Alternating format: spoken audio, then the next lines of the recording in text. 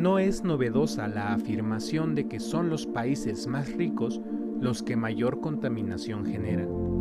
Según Oxfam Intermón, los datos lo evidencian. Si comparamos a todas las personas del mundo según su nivel de renta, el 10% más rico del planeta es responsable del 50% de las emisiones de CO2 asociadas al consumo. Una pequeña élite contaminante que es 60 veces más responsable de las emisiones de CO2 que el 10% más pobre. Sin embargo, son justamente las poblaciones más pobres, y dentro de ellas, específicamente las mujeres y niñas, las que más sufren los efectos de tal contaminación. Hay que reconocer entonces que el cambio climático nos afecta a todos y todas, pero no de la misma manera. Es pues fundamental que la lucha en pro de la justicia climática se atienda no de una manera generalizada, sino dependiendo de cómo es que afecta a las distintas poblaciones y personas, basándose por ejemplo en su sexo, su ubicación en el mundo, su tipo de empleo, sus ingresos, etc. Es ahora urgente abrir espacios donde la lectura del cambio climático se dé desde la clave de género, puesto que son las mujeres las que soportan la peor parte del cambio climático, pero también son las que más conocimientos y fortalezas tienen para movilizarse contra él. Hoy, en Disentires, justicia climática y género. Comenzamos.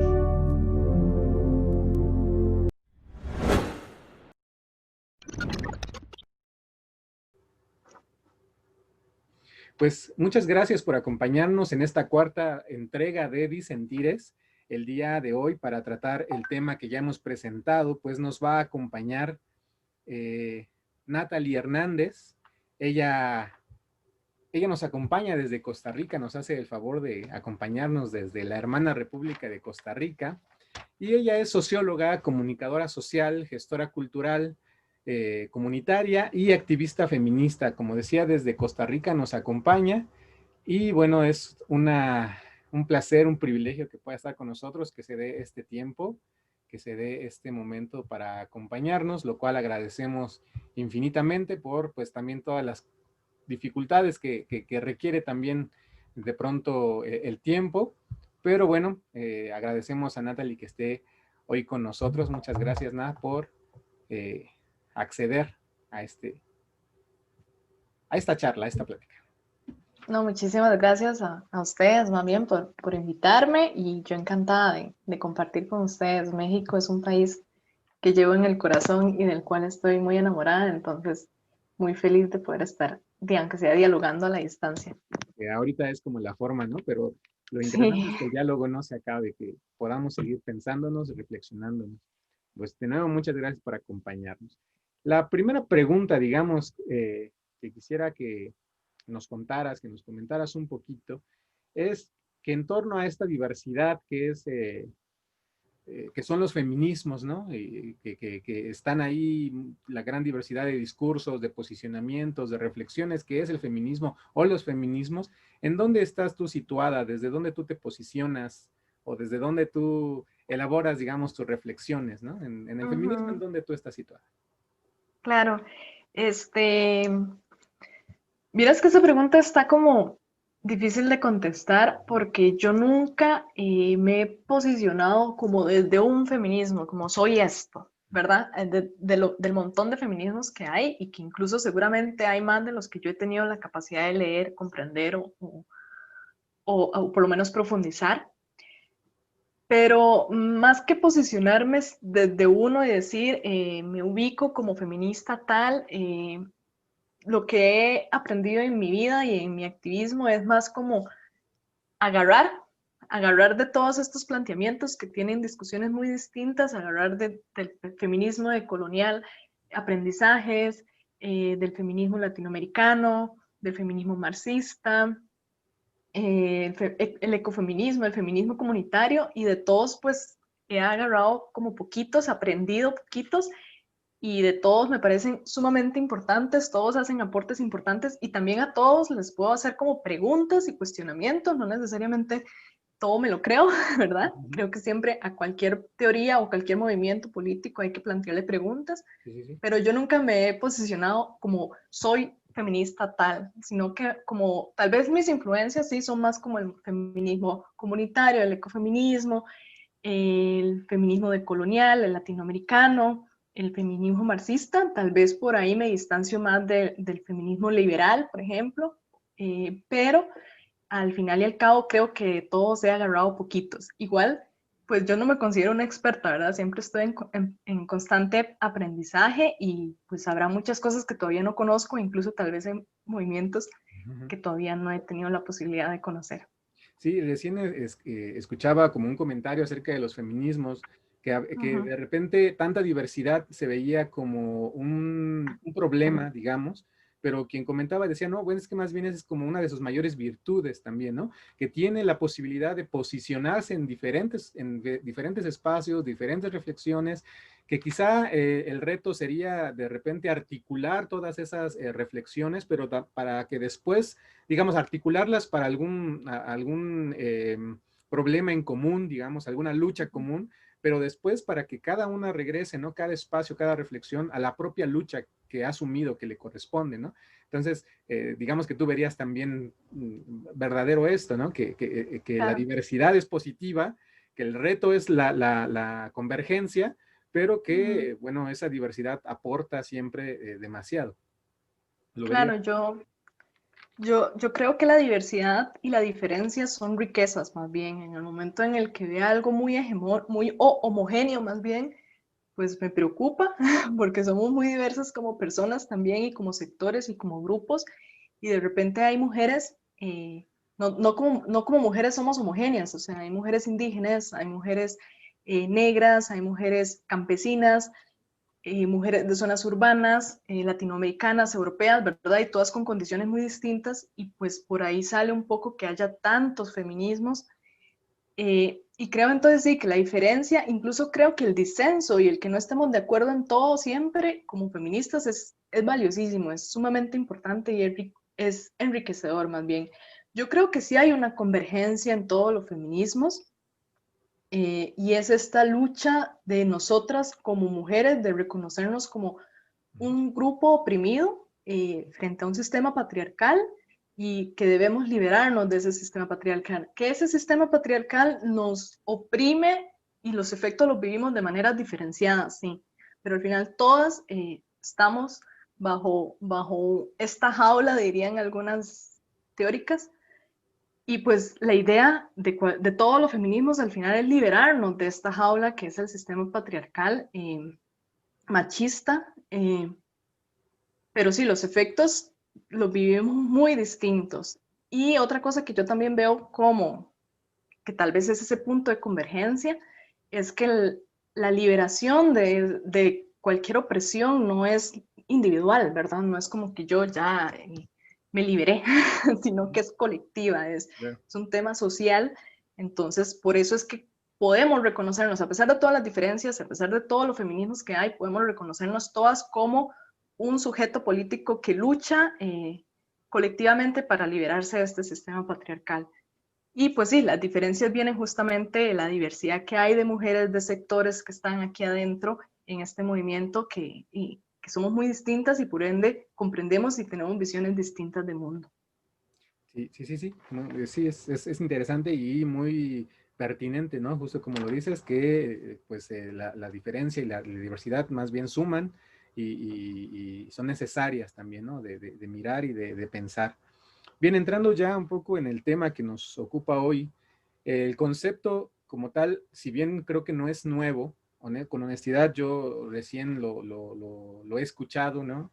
En, de hecho, bueno, con la participación que tuviste en el encuentro reciente también de Centroamérica, ahí fue donde yo escuché como tal el concepto de justicia climática, ¿no? Siguiendo un poco estas reflexiones. Yo no lo había escuchado, entiendo que tampoco es nuevo, pero entiendo que también responde a pues toda esta transformación, este cambio, ¿no? Terreno, pero justo en visión del cambio climático hay posicionamientos también diferentes, ¿no? Hay quien piensa que sí, es una realidad completamente tangible, ¿no? Que está transformando y las relaciones también, ¿no? Y un montón de efectos, ¿no? Económicos, políticos, culturales, pero hay también quien piensa que el cambio climático no es más que un discurso quizá económico, político, incluso conspiracionista, ¿no? Ahí de repente. Pero bueno, eh, no es el tema justo hablar del cambio climático, sino de este concepto de justicia climática, ¿no? ¿Qué Ujú. sería la justicia climática? ¿Cómo lo entiendes tú o cómo lo definirías? Bueno, sí, sí, no es nuevo. La verdad es que yo tampoco podría ubicarte temporalmente, nació aquí, ¿verdad? En este año, pero sí sé que es tal vez más reciente que el tema de la discusión del cambio climático. La discusión del cambio climático la venimos escuchando desde los 80 Ujú. incluso, ya es un tema viejo. Pero la justicia climática sí ha sido como esta, no sé, como un posicionamiento crítico al discurso incluso general y hegemónico que existía del cambio climático, que nos decía que, pues bueno, estamos frente a un fenómeno natural, socionatural, podemos decir, que va a tener afectaciones significativas, importantísimas y que básicamente va a cambiar nuestro modo de vida, ¿verdad? Y entonces ese era como el discurso. Todos somos responsables y por ende todos tenemos que actuar y todos tenemos que hacer algo por el tema del cambio climático. La justicia climática viene a decir que sí es cierto que hasta cierto punto todos somos responsables y por ende todos tenemos que actuar, pero no todos somos igualmente responsables. Se habla de responsabilidades diferenciadas y ahí es cuando se habla también de justicia climática. ¿Por qué? Porque por ejemplo, Centroamérica es de las regiones de todo el trópico, es la región que va, o sea, está en zona roja, es la región que va a ser mucho más impactada y afectada por los efectos del cambio climático. Y eso lo podemos ver incluso en estos días atrás, hace unas semanas, en cuestión de 2 semanas o menos de 2 semanas, hubo 2 huracanes que impactaron Centroamérica. O sea, no se habían recuperado de uno cuando ya les golpeó el siguiente. Entonces ya la ciencia dice que Centroamérica, por ejemplo, va a ser una de las zonas más afectadas. Y a nivel global, las zonas tropicales son todavía más afectadas que las zonas del norte, debido a nuestras condiciones naturales y climáticas. Entonces, ¿qué pasa con esto? Que es como muy injusto, justamente, que seamos las regiones más afectadas, más golpeadas, pero a la vez somos las menos responsables, porque son las regiones del norte, la parte de Europa, China, Asia, América del Norte, las que históricamente han sido las principales responsables de las emisiones del efecto invernadero, que son uno de los principales responsables del cambio climático. Entonces, si nosotros vemos en porcentajes, que tal vez ahorita no manejo los datos exactos, pues países como China y como Estados Unidos en emisiones de efecto invernadero son gigantes a nivel histórico. Desde que empezó la revolución industrial, han venido acumulando una cantidad de emisiones que son las principales responsables de la situación global de cambio climático.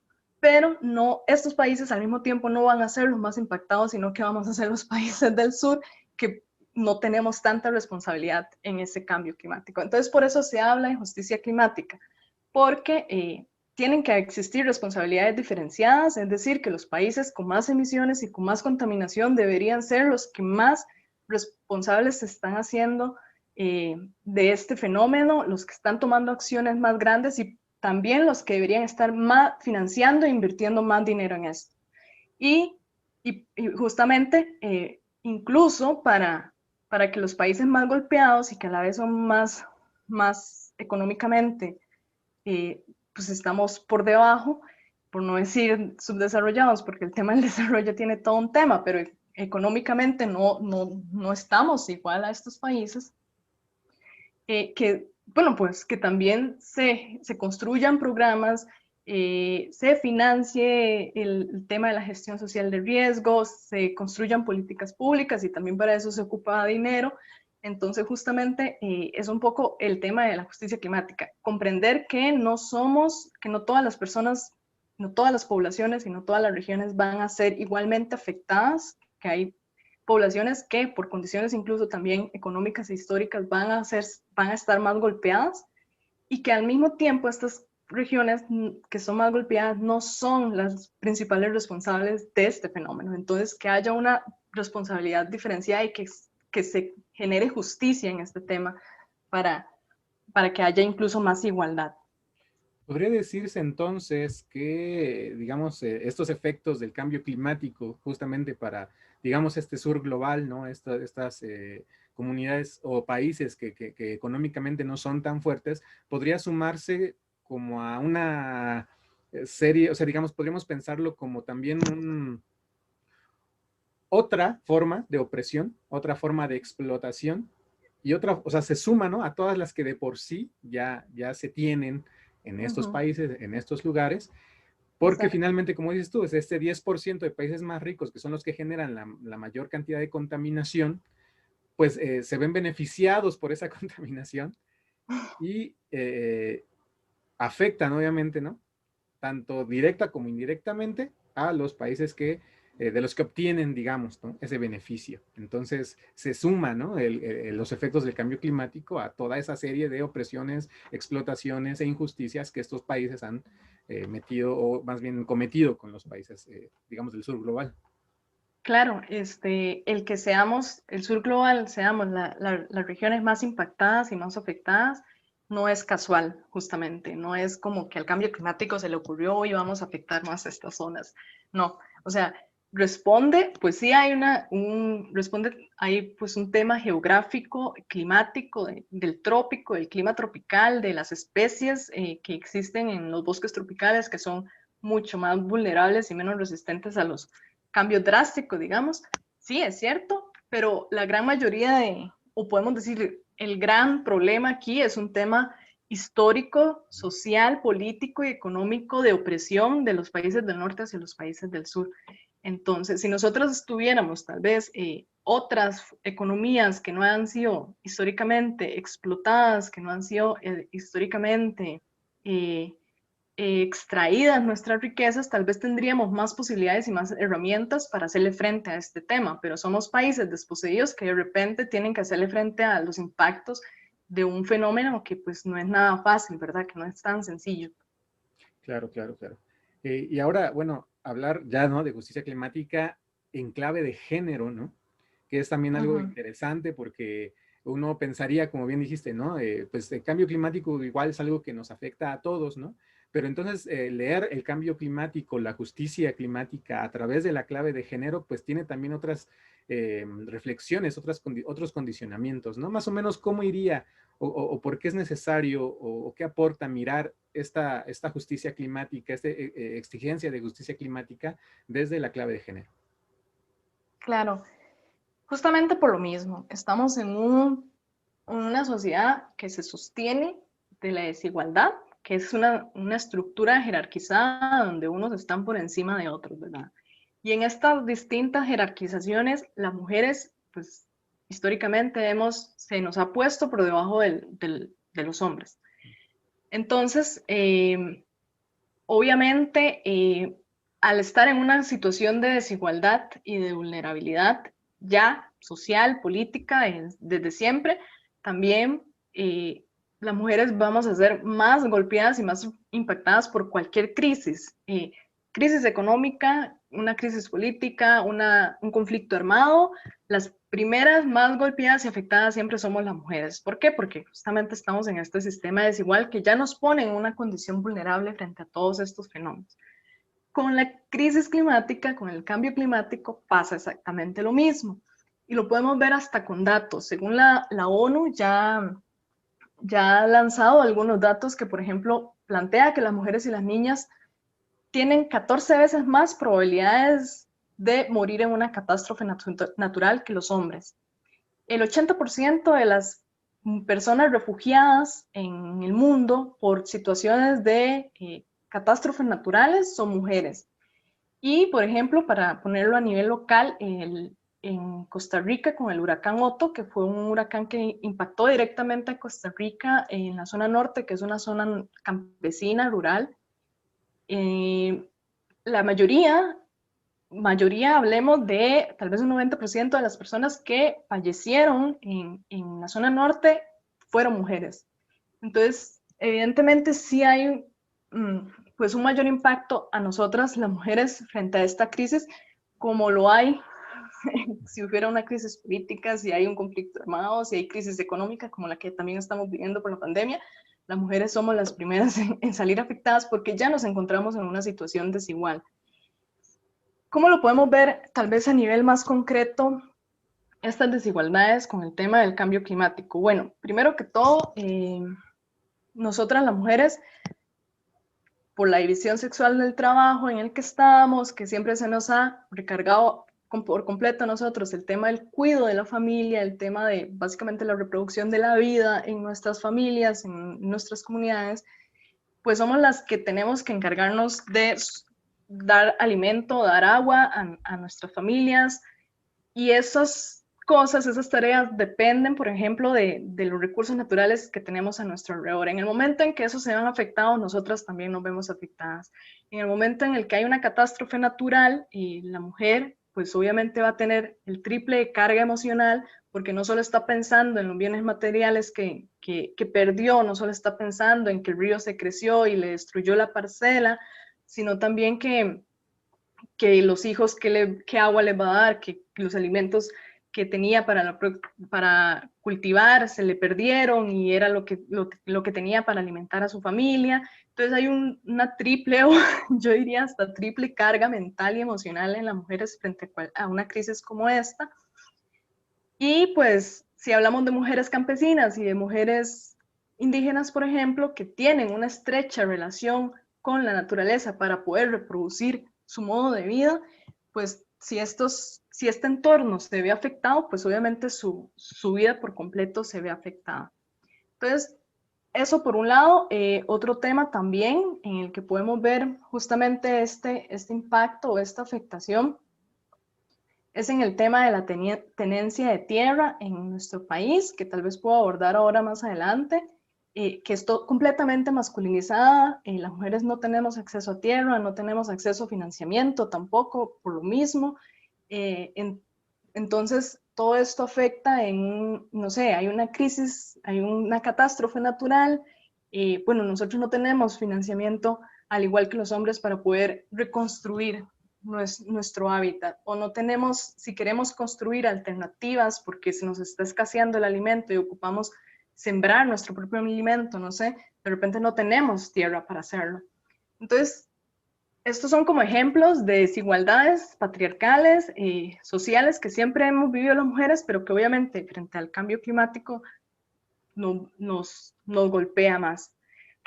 Y también tal vez el tema de las políticas públicas que nosotras seguimos, pues no somos parte, no somos mayoría en los puestos de decisión, si bien existe un avance en el tema de representación de mujeres en puestos políticos, seguimos siendo minoría, y por ende las políticas públicas que se construyen en temas de cambio climático, en temas ambientales, no tienen una perspectiva de género la mayoría de veces, yo creo que todas las veces.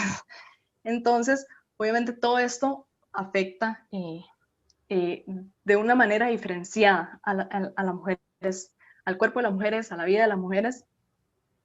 Entonces, tal vez como para terminar esta idea, podemos decir que la relación género-cambio climático se da como en dos direcciones. Por un lado, la situación de desigualdad de género afecta o agudiza los efectos que puede tener el cambio climático en las poblaciones, en las comunidades, porque las mujeres, obviamente, al estar en una situación de desigualdad y vulnerabilidad mayor, vamos a vivir más fuertes estos efectos.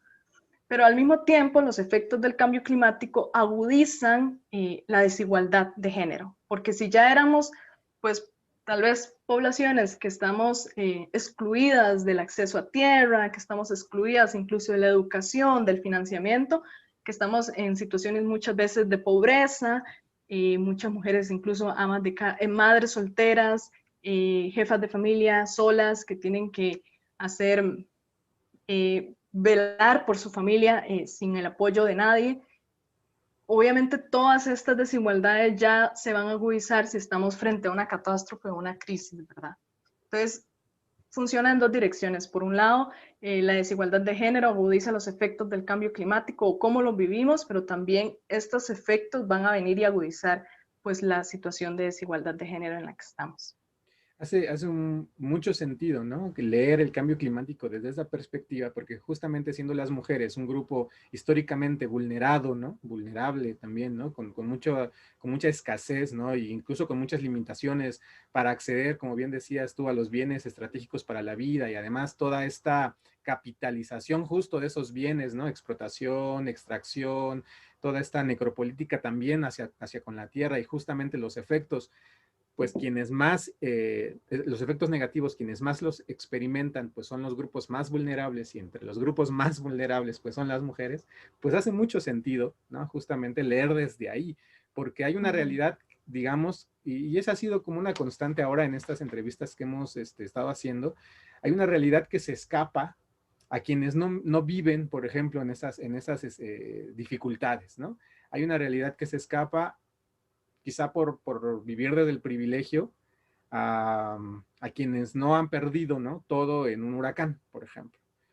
Y entonces uno Claro. desde la lejanía y desde el privilegio mira, bueno, dice sí, ¿no? A lo mejor habría que ayudar, pero nunca se pone a pensar justamente en eso que nos acabas de comentar, ¿no? Que hay grupos todavía dentro de esa vulnerabilidad, mucho más vulnerables, ¿no?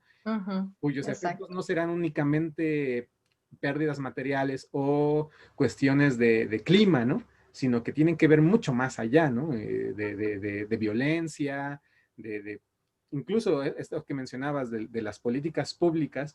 La pregunta siguiente, pues más o menos la contestaste ya, ¿no? O sea, ¿cuáles eran los retos? Pero justo es eso, o sea, no hay políticas públicas, no hay acceso a estos bienes, ¿no? Entonces, la exigencia se hace necesaria, se hace pues obligatoria incluso, pero bueno, más o menos tú cómo verías, ¿no? O sea, ¿cómo ha avanzado esta lucha por la justicia climática desde el género, ¿no? ¿Cuáles han sido los avances?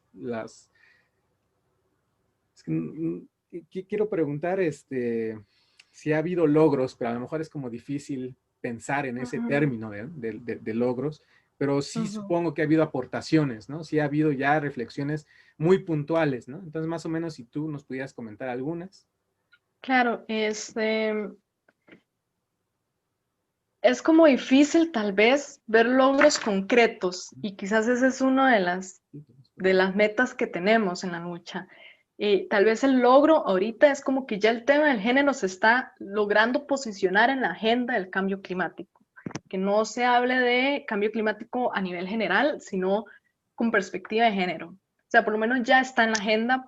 Lo pudimos ver en la COP, en la última COP que hubo. No sé si conocen la conferencia de las partes, que es como el evento mundial más grande en temas de cambio climático, donde se reúnen como todos los líderes políticos mundiales de, bueno, casi que todos los países a hablar de este tema.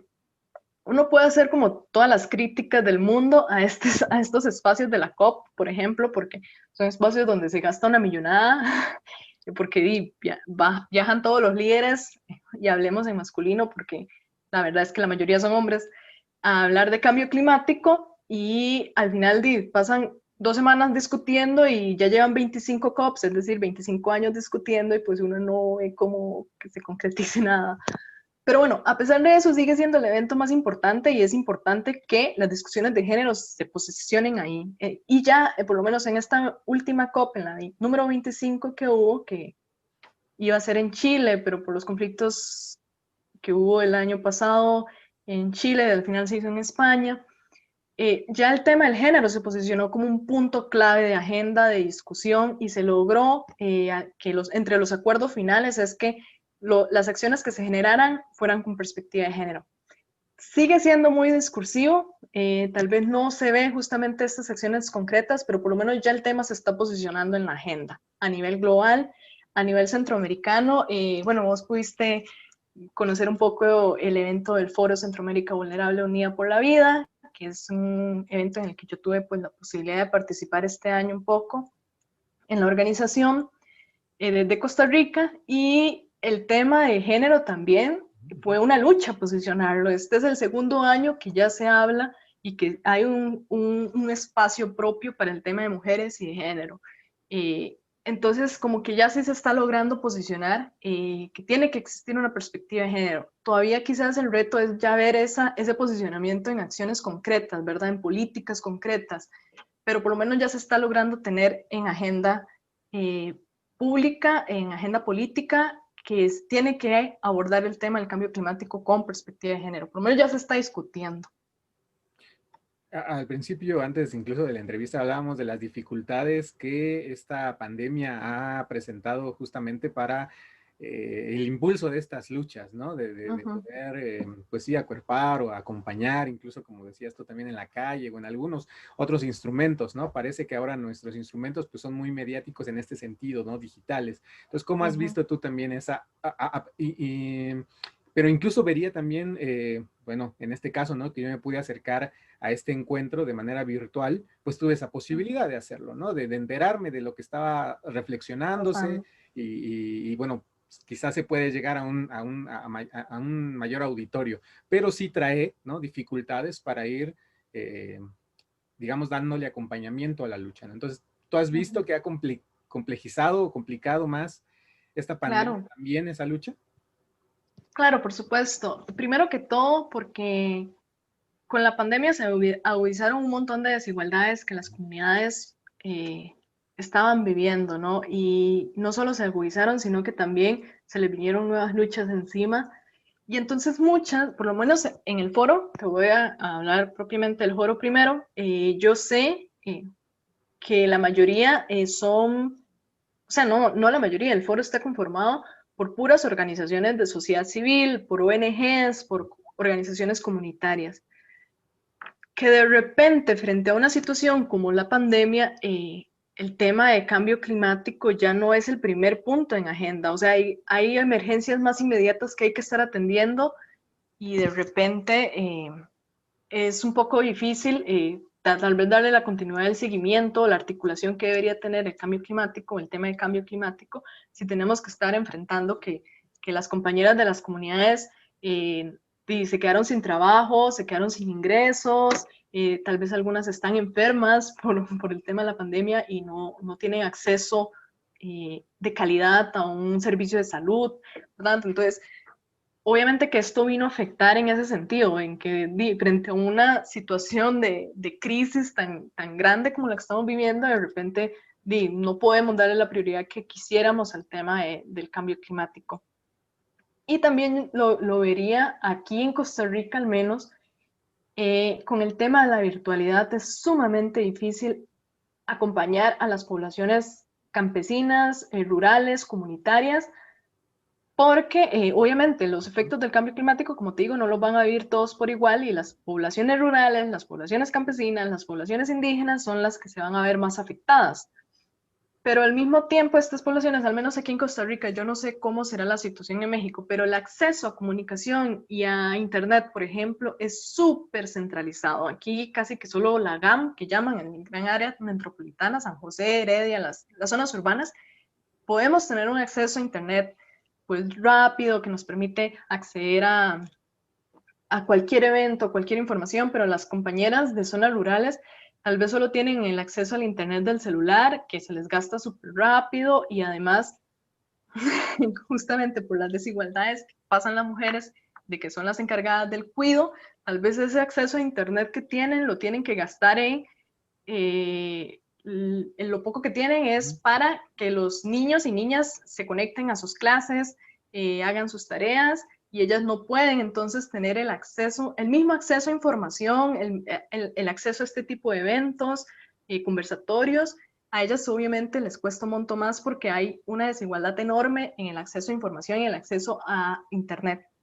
De hecho, actualmente se habla de que el Internet ya debería ser declarado como el acceso a Internet debería ser declarado como un tema de derecho humano porque estamos excluyendo a un montón de gente de información.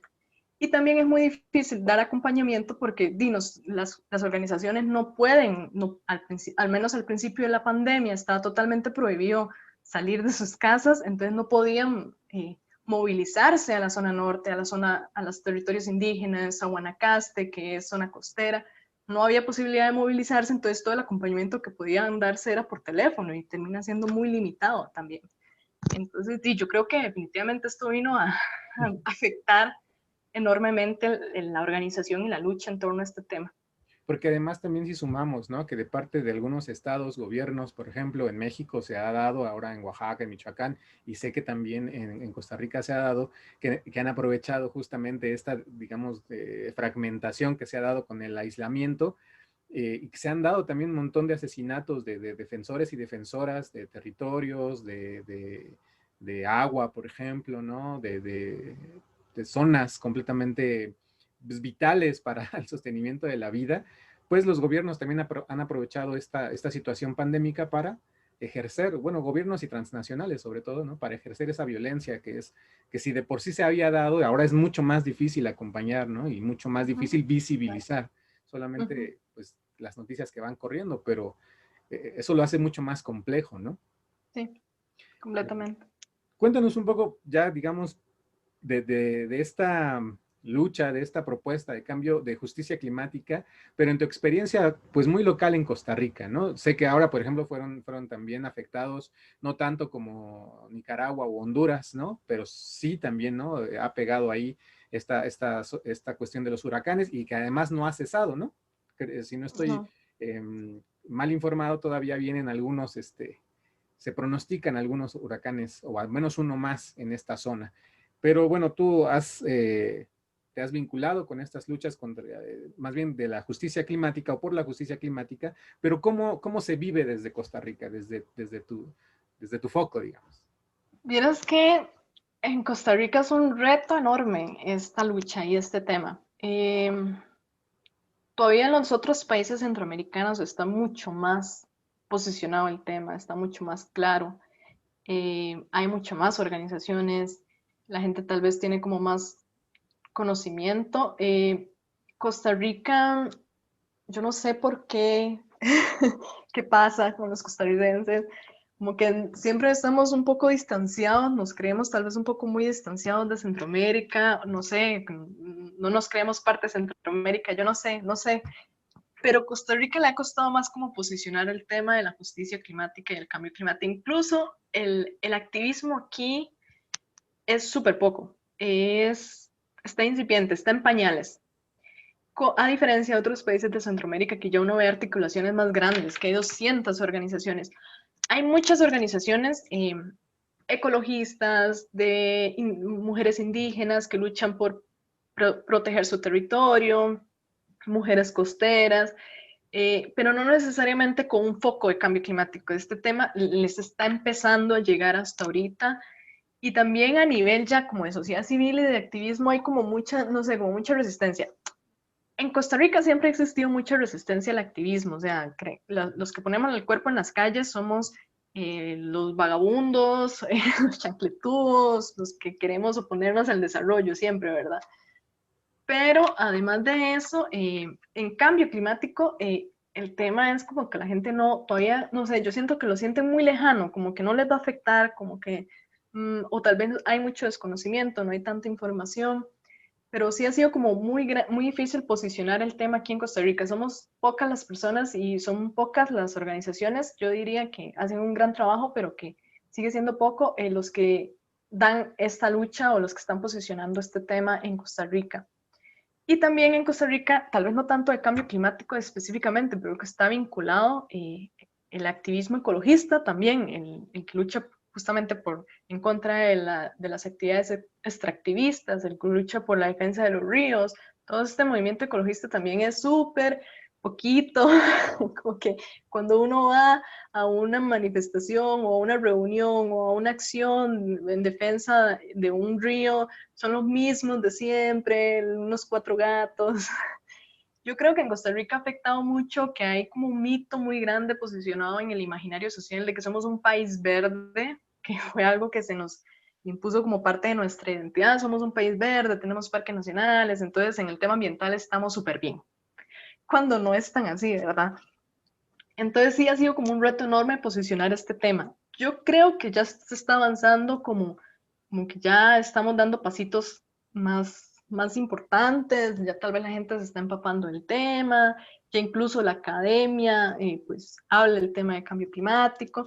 Bueno, porque también ya no se puede seguir ignorando, digamos, es una de las crisis más grandes a las que se enfrenta el mundo, y Costa Rica como parte de Centroamérica, aunque a veces se sienta que no es parte de Centroamérica, va a ser una de las regiones más afectadas. Entonces ya no se puede seguir ignorando el tema. A nivel de Estado, por ejemplo, ya a nivel de políticas públicas y de gobiernos, ya es un tema que se habla, que no puedes no tener, ya existe incluso en el Ministerio de Ambiente una oficina de dirección de cambio climático. Entonces ya como que se está posicionando, pero yo sí diría que nosotros vamos mucho más atrás en comparación con otros países que ya tienen este activismo mucho más posicionado y que tienen años trabajando el tema. Aquí hay que insistirle a la gente sobre la importancia de que se sume, de que se preocupe, de que accione, de que dialogue, de que exija a los gobiernos, porque no sigue siendo una prioridad. Okay, sí, de pronto parece que es en Costa Rica, como dices tú, parece que está desvinculado, sin embargo, pareciera entonces que hay la necesidad de un impacto mucho más fuerte, ¿no? Para que uno Ujú. cobre conciencia de que pues es necesario actuar en pro de esta situación, de esto que es tan complejo, ¿no? Porque como bien dices, o sea, de repente hay temas que a veces parecen más urgentes, ¿no? Y que quizá probablemente lo sean, pero no quiere decir que enfrentar este cambio climático no sea necesario, ¿no? Y a veces lo urgente es una tiranía, ¿no? Porque Ujú. se le puede llamar, ¿no? La Quitan la tiranía de lo importancia. urgente que hay que ir sacando, pero lo importante que también es, ¿no? Porque pues ahí se nos va la vida, no se toma tanto en cuenta, ¿no? Yo creo que Costa Rica no se llega, Claro. aunque sí he visto, por ejemplo, Ecuador, que tiene muchas organizaciones ya en este sentido, ¿no? No sé si la presencia indígena también tiene mucho que ver con que se haya mucho más visibilizado, más organizado, incluso en términos de políticas públicas, pues la presencia indígena me parece que es también un tema vital, ¿no? Claro, claro, yo también creo, eh, no diría que hace falta un impacto más grande porque yo creo que ya lo estamos viviendo, pero nuevamente quienes lo viven son las zonas rurales, son las zonas costeras, son los pueblos indígenas, entonces la gente que no le está afectando directamente es como, no, pues aquí no está pasando nada, ¿verdad? Y con el tema de la población indígena y la no sé, como que eso puede tener una relación con que en otros países el activismo sea pues, más fuerte. Yo creo que totalmente. En Costa Rica las poblaciones indígenas son quizás de las poblaciones más activas en defensa, por ejemplo, del territorio, de la naturaleza, pero también son de las poblaciones más ignoradas, total y completamente. O sea, eh, Más amenazadas, ¿no? También. sí, definitivamente de las más amenazadas. Y eso no solo pasa en Costa Rica, con el tema del cambio climático, ya la ONU también ha sacado estados que dice, pues es irónico y por eso es que es necesario hablar de justicia climática, porque justamente los territorios que más protegidos han sido de los impactos de las actividades humanas y de las industrias extractivas, los que siguen más intactos y más protegidos justamente son los que son habitados por poblaciones indígenas, por comunidades indígenas a nivel de Latinoamérica. Pero al mismo tiempo, ante los efectos del cambio climático, son las poblaciones indígenas de las más afectadas y las más golpeadas nuevamente, porque y por su estrecha relación con la naturaleza. Ellos dependen mucho de la reproducción de su modo de vida a partir de su vínculo con la naturaleza. Y sí, en Costa Rica son de las más, obviamente, amenazadas, pero son de las más activas y de las más fuertes en temas de defender y de luchar por el medio ambiente, de defenderse de la destrucción, de las industrias extractivas, pero al mismo tiempo sus luchas son de las más ignoradas. En Costa Rica es muy, muy difícil, tal vez como los sectores académicos y también activistas como más ecologistas son los que podemos ver acompañando las luchas de las poblaciones indígenas, pero Costa Rica yo siento que la población en general como que no sé si no se da cuenta, bueno, además de que los medios de comunicación Claro. nunca van a hablar de estos temas, entonces sí, es muy difícil justamente en Costa Rica, tal vez por eso, porque estas poblaciones que tienen la capacidad de posicionar estos temas, que son los que lo están haciendo, al mismo tiempo son de las poblaciones que más se ignora y más se invisibiliza. Sí, entonces, bueno, y escuchándote, entiendo que los retos son enormes, ¿no? Que son pasos que se tienen que dar progresivamente, pero que es complicado y que la lucha, bueno, también va a ser compleja, sin embargo, va a ser necesario, ¿no? Que esta información se difunda, que como dices tú, se empiece a reflexionar, que al menos se plantee ya en ciertas agendas, en ciertas discusiones, esta visión de justicia climática y sobre todo, ¿no? Desde la visión de género. Ahora, quizá lo que voy a preguntar de pronto puede ser como vano, ¿no? Porque en términos de exigencia de justicia climática en políticas públicas, bueno, es algo que sí corresponde a los gobiernos y que quizás sociedades civiles en presión, ¿no? En manifestaciones, en organizaciones se puede dar. Pero en términos, digamos, personales, hay algo que yo entendería, por más pequeñito que yo sea, que puedo pensar, puedo reflexionar y puedo hacer para aportar a esta lucha.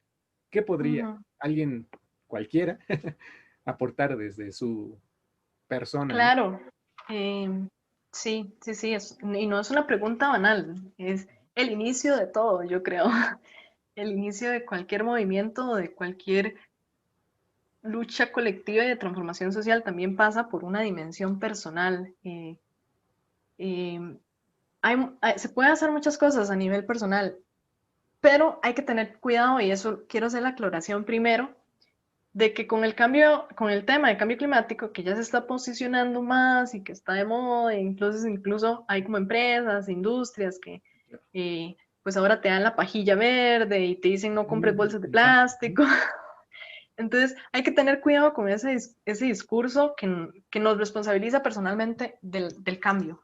Y nos lo recarga en nuestras espaldas a nivel personal. Entonces es un tema de cambio de estilo de vida y de consumo, que eso tiene un impacto, no vamos a decir que no, o sea, si puedes tener un consumo responsable, si puedes,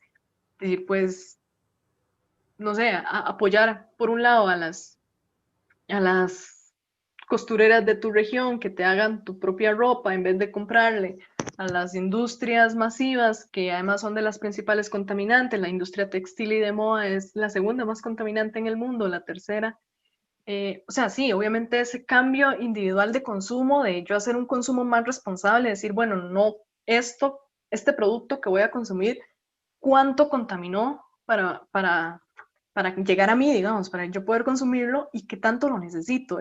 Eso es una reflexión muy importante, pero que no se puede quedar ahí, porque si lo dejamos en un tema de cambio de modo de vida y de estilo de vida y que cada uno agarre un estilo de vida verde, pues no estamos atacando el problema que son las grandes industrias, las que están contaminando, los gobiernos de los países del norte que están destruyendo la naturaleza de los países del sur. O sea, eso se sigue sin atacar. Entonces, a nivel individual, sí. Por un lado, el tema del consumo responsable y de tener un estilo de vida más responsable con el medio ambiente, pero no limitarse a eso y no creer que con eso ya me salvé, estoy dando mi cuota, sino me parece importante dos cosas principalmente, o tres, porque para una se ocupa de la otra. Primero, informarse. Pues informarse del tema del cambio climático, del tema de la justicia climática, informarse de los acuerdos políticos o de las luchas, de los temas políticos que se están discutiendo en este momento, qué apoyar, qué no apoyar, pues estar informado, leer, eh, eh, educarse, buscar podcasts, videos, hay muchísima información y a partir de eso hablar, que para mí es fundamental esta segunda acción que podemos hacer a nivel individual, hablar, conversar, comunicar el tema, porque no es un tema que tengamos muy presente, al menos en Costa Rica, y yo creo que pasa en muchos países o en muchas regiones o muchas poblaciones, pues, a ver, no pasan pensando en el cambio climático en sus días, digamos. Principalmente porque las amenazas que no se sienten tan directamente o tan de golpe, pues a veces olvidamos que son amenazas.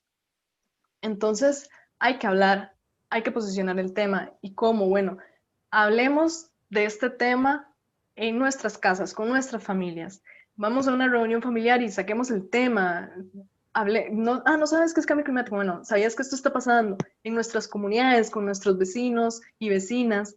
Empezar a hablar en lo cotidiano este tema, que de repente se vuelva algo en la dimensión cotidiana, bajar el tema de de la esfera en la que está, que es como de políticos y de grandes tomadores de decisión y de incluso a nivel global, de organizaciones internacionales, bajarlo a la dimensión cotidiana, de que todos hablemos de este tema, de que todos sepamos de este tema, conversarlo con nuestros compañeros de trabajo, de escuela.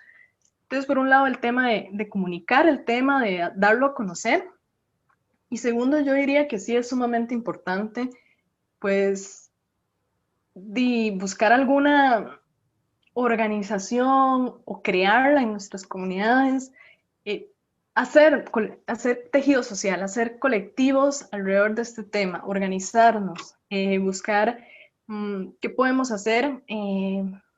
A veces tenemos la idea de que generar incidencia política en un tema es ir a exigir al gobierno central, por ejemplo, y ahí se limita todo. Entonces, al mismo tiempo pues a veces parece imposible la incidencia política, dialogar con el gobierno, pero también podemos hacer incidencia política, averigüemos qué políticas tienen nuestros propios municipios, nuestros gobiernos locales en este tema, qué se están haciendo, qué se está responsabilizando nuestros gobiernos locales, nuestras, no sé en México, aquí hay asociaciones de desarrollo que se llaman, que es como la asociación que está en cada comunidad, como un mini gobierno local, mini municipio, por decirlo así.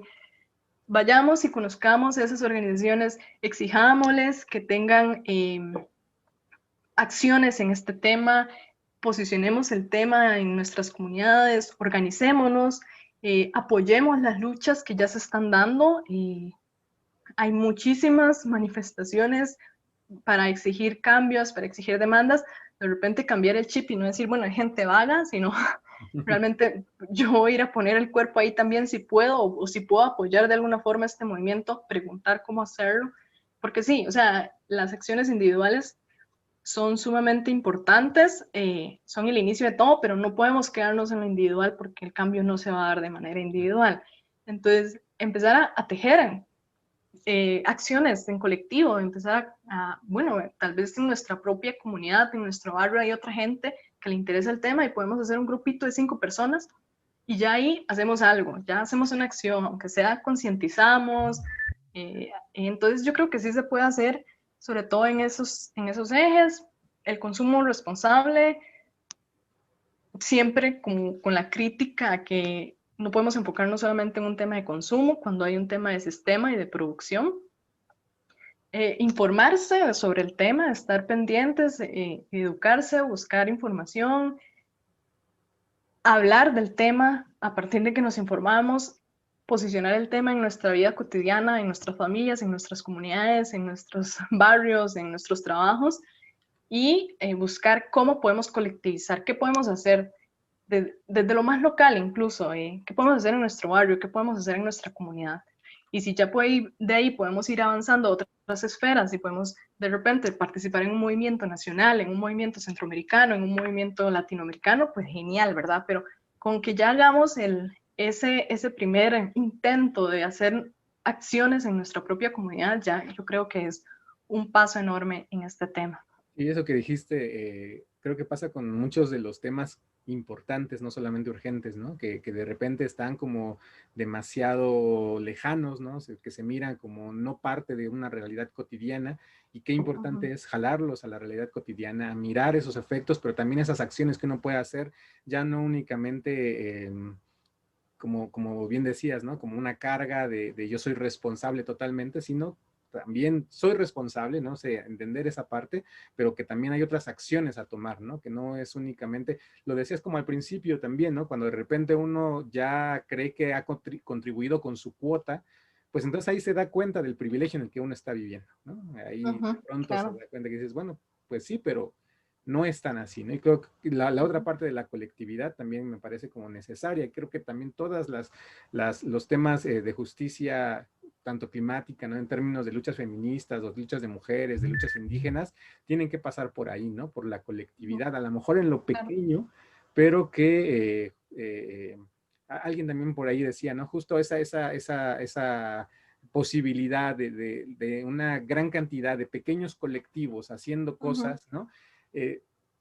permite dos cosas: que se haga algo, ¿no? Y sistemáticamente, constantemente, pero además que desde el poder, por ejemplo, que muchas veces se cuestiona o se cooptan esos grupos, hace mucho más difícil cooptar esas luchas, ¿no? Porque están muy diversificadas, pero son insistentes, son constantes. Entonces, claro, que lo que dices es completamente necesario de poner en práctica, ¿no?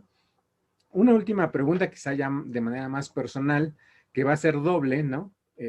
Porque preguntábamos en las entrevistas pasadas, ¿cómo fue que tú llegaste, ¿no? Ya de manera personal a las reflexiones feministas, ¿no?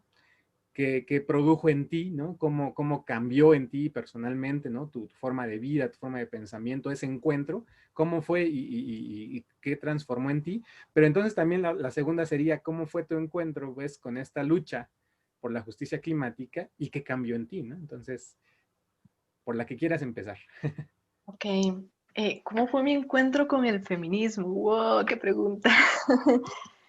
Yo creo que la mayoría de mujeres buscamos en algún momento el feminismo porque ocupamos salvarnos la vida, literalmente. Y en muchas dimensiones, ¿verdad? Yo no puedo decir que haya sido víctima de violencia física o así, pero de repente una se encuentra ahogándose literalmente en un sistema en el que, si no es porque es casi una necesidad buscar el, el movimiento feminista para salvarte a vos misma de ahí. Entonces yo creo que mi búsqueda fue un poco por ahí. A ver, yo no puedo decir que yo siempre he sido feminista. Desde mi adolescencia ya tenía como mis cuestionamientos ahí, pues nunca fui como una chica muy sumisa o tranquila, pero obviamente es con el acceso a la academia, cuando entro a la Universidad de Costa Rica, además a a carreras de ciencias sociales, pues que una ya empieza a empaparse, ya con teoría, ya con información, ya te encuentras con colectivos y de repente estás ahí metida, no te diste cuenta, pero ya estás metidísima en el movimiento. Pero sí, yo creo que mi búsqueda por el feminismo, que puedo decir que empezó quizás, sí, justamente cuando entro a la universidad, pasa también por un tema muy personal de salvarme a mí misma de este sistema, de que no podía seguir viviendo bajo ciertas normas que me violentaban, que dolían, que hacía que la vida de una como mujer doliera. Y entonces justamente por ahí yo creo que en algún momento empiezo a leer y encuentro la salida, encuentro pues no la salida, pero por lo menos este espacio donde yo digo aquí es donde se va a dar la transformación, ¿verdad? Entonces creo que fue una búsqueda muy de necesidad personal realmente el, el empezar a leer, el empezar a involucrarme con el feminismo. Y pues obviamente que me ha cambiado la vida. Ya uno en el momento en que empieza a leer y a involucrarse en el feminismo, en el momento en el que se pone las gafitas violeta, como dicen, ya no puedes quitártelas nunca más. Y vas a leer, siempre hacer la lectura del mundo y de todo lo que pasa en clave feminista. Y ya no es algo que puedas zafarte y desentenderte. Ya es algo que te pasa por el cuerpo, te atraviesa y el sentido de justicia y de solidaridad, además, con las demás mujeres del mundo, ya no te lo puedes quitar ese chip. Entonces, como es hermoso, te salva la vida, pero a la vez te compromete o sea, nunca puedes escapar de decir, bueno, no, ya no me voy a interesar por este tema, me voy a seguir mi vida, mientras a las mujeres las siguen matando, ¿no? O sea, no puedes, ya estás aquí involucrada y ya estás en la lucha y vas a seguir en la lucha seguramente el resto de tu vida, pero a la vez es la salvación, es al verte rodeada de otras mujeres luchando a tu lado y te salva la vida de todas las formas. Yo lo podría decir, bueno, y lo decía Federici con el concepto de la alegre militancia, que es justamente algo que ha venido a aportar el feminismo y es otra forma de hacer política, que no es esta política que duele, es necesariamente esta política incluso que pesa, que se ve como una carga, que incluso la izquierda ha reproducido esa forma de hacer política muy masculinizada, muy violenta, e incluso hacia los cuerpos, sino hacer política en tu vida cotidiana y en tus colectivos, pero desde el afecto, desde la ternura, desde el cuidado, desde la celebración. Y yo no sé, pero en serio, casi que he hablado con todas las mujeres, con todas las mujeres con las que he hablado, que por ejemplo dicen, yo fui a una marcha, por ejemplo, del 8M y a mí me explotó la cabeza, me cambió, ¿verdad? Porque, no sé, pero son espacios con tanta fuerza, con tanta energía, con demasiada color, canciones, gente, de repente vos te estás abrazando con todo el mundo y no conoces a nadie, puedes ir incluso sola a la marcha y ahí te sentís sumamente fuerte y acompañada. Entonces yo creo que por un lado es un compromiso muy grande, pero por otro lado te salva la vida. Y lo puedo ver como en ese ejemplo muy concreto de una marcha, por ejemplo, del 8M, que yo veo que le vuelca la cabeza a todas las mujeres que van como no estamos solas, esta lucha, todos mis dolores de repente no son míos, sino que son colectivos y los sano en colectivo. Entonces yo creo que eso es como quizás lo que más me ha cambiado entrar en el feminismo, ¿no? Como sentirme acompañada, acuerpada y pues este tema de sanar desde la colectividad. Y con la justicia climática, pues también con el tema de entrar a la universidad, a la academia, me empiezo a involucrar mucho con todo lo que son las luchas, sobre todo ambientales, tal vez no tanto de justicia climática, pero bueno, en Costa Rica hay un enorme problema, quizás el conflicto socioambiental más grande es el tema de los monocultivos de piña, que pues están abarcando enormes cantidades de territorio de tierra y contaminan, deforestan, contaminan las fuentes de agua, se dan desde la explotación laboral, o sea, es un conflicto muy grande, entonces pues siempre hay organizaciones, hay manifestaciones, hay marchas en contra de esto y vos empezás a darte cuenta de que esto pasa y existe y te empezás a involucrar en el tema de las luchas ambientales, también las luchas indígenas, o sea, como que el estar en las universidades y en las ciencias sociales también te da como, obviamente, ese acceso a un montón de información sobre las luchas que se están dando y de repente vos te sentís también como responsable de sumarte a estas cosas. Entonces, por ahí yo siempre como que llevo muchos años de estar involucrada, de ir a marchas, de apoyar eh, luchas y movimientos de carácter ambiental, no tanto de justicia climática, pero una cosa lleva a la otra siempre, entonces en algún momento me empiezo a interesar por el tema de cambio climático. Yo tuve la oportunidad de estar trabajando en el canal de la Universidad de Costa Rica, el canal de televisión que tiene un programa de medio ambiente, era verde, y yo trabajaba como asistente de producción ahí, entonces me tocaba investigar y hacer los guiones de los programas y eso pasaba por el tema de la investigación. Y recuerdo que uno fue sobre cambio climático y a mí me tocó hacer toda la investigación y bueno, cuando investiga datos, pues yo creo que termina deprimida los primeros días porque asusta, ¿no? Es como, ya valimos, ya no hay mucho que hacer, ¿verdad? Estamos en una situación muy, muy crítica. Entonces ahí es cuando me empiezo a empapar más ya del tema y empiezo a involucrarme, entonces incluso ya he llevado cursos en la universidad propiamente de cambio climático, desde la comunicación también, y pues así fue como el año pasado me sumé al foro, por ejemplo, que es quizás la organización a nivel centroamericana que trabaja este tema a nivel más grande, y este año todavía vuelvo a involucrarme más en esta organización. Pero ya sí, ya venía como con un historial de haber conocido el tema, entonces de informarme, de llevar cursos, de involucrarme con organizaciones que tuvieran este tema, entonces así fue un poco como llegué ahí. ¿Y cómo me cambió? Bueno, yo creo que es un aprendizaje muy grande, una como feminista incluso, darse cuenta de la importancia que es dejar el centro y mirar hacia afuera, ¿no? Y es un reto muy grande que yo creo que tiene el feminismo, y es que el feminismo, el movimiento feminista, debe en algún momento abrazar el tema de la justicia climática como una agenda, como un punto más de agenda en su lucha. Todavía yo siento que no lo es tan claro, no está, pues hay mujeres y hay mujeres feministas que luchan contra el cambio climático, pero no lo es como un punto de agenda dentro del movimiento feminista, como si está tal vez el tema de los derechos sexuales y reproductivos y el derecho a decidir y el acoso callejero y los femicidios, que son importantísimos y que tienen que estar, obvio, no voy a decir que no, Pero yo creo que un tema más que se tiene que sumar a esa lucha como movimiento feminista es el tema de la justicia climática, porque yo creo que esa fue la principal aprendizaje, darme cuenta que a veces tenemos que dejar de ver el centro o nuestro centro para ver hacia afuera y darnos cuenta que hay un montón de mujeres en nuestros países, en nuestras regiones, que están siendo afectadas por los efectos del cambio climático, que están sufriendo violencias sistémicas, estructurales, y que obviamente tiene que ser parte de la lucha feminista este tema.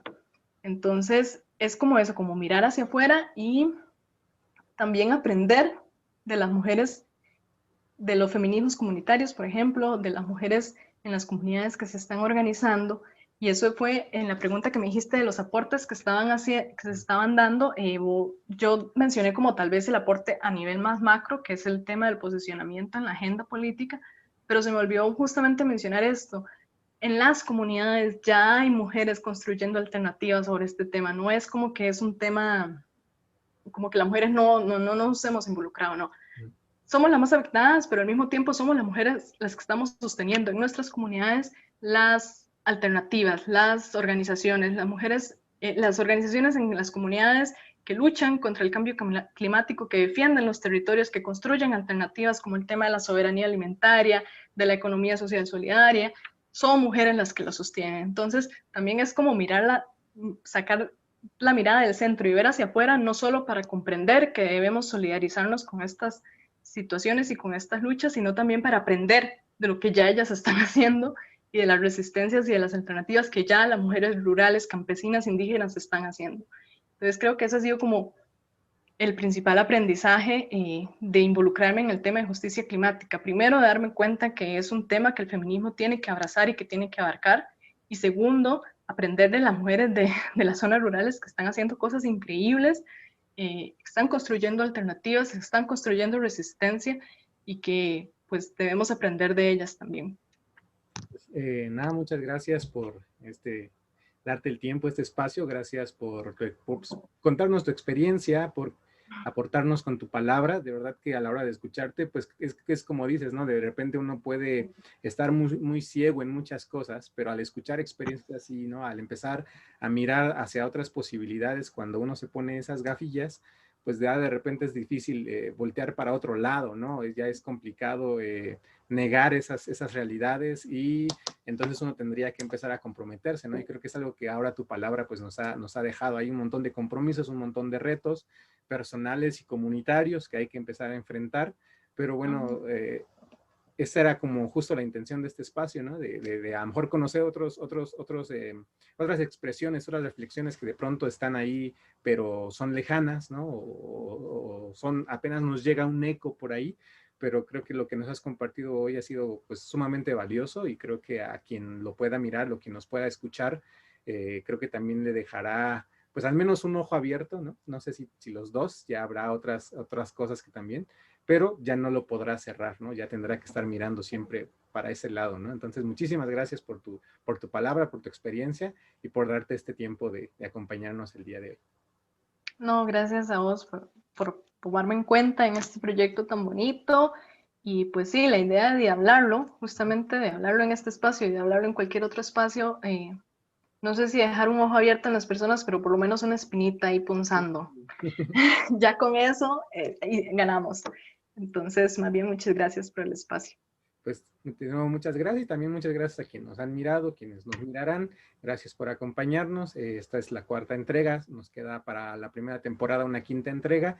Entonces les invitamos a revisarlas. Están ahí en YouTube y también en Facebook. Están ahí los links. Nos pueden visitar. Y pues de nuevo otra vez, Natalie Hernández, muchísimas gracias por tu palabra y por tu experiencia. A ustedes. Voy a dejar de grabar.